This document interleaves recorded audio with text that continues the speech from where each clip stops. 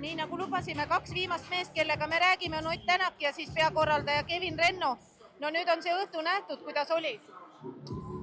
Tummine on meil oli. Milline matš kõige rohkem muljet avaldas siit esimesest reast vaadates?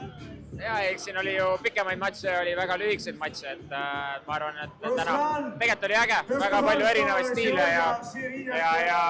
ja olgem ausad, oma nina ei ole mõtet sinna ringi pista, et seal mehed ja naised teavad, mis nad teevad. Ja, aga võtame mõne siis kiire matši. Üks lõppes väga kiiresti Markus Mittal, kellel on Euroopa hõbe kodus kapi peal. Iga päev seda vaatab, aga väga uhkust enam ei tunne, tahab saavutada rohkem. Tal oli adrenaliin laes. Kas tasub õhtut tulla vaatama, kui matšid nii lühikesed on? Ei no, kui tase on lihtsalt nii kõva, siis matšid nii lähevadki, et ilmselgelt on enesekindlust ja nagu ma ütlesin, mees teab, mis mees teeb. Ja lemmikmatš? Ma arvan, see viimane oli päris hea,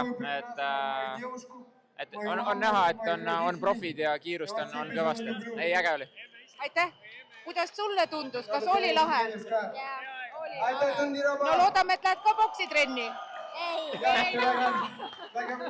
Okei.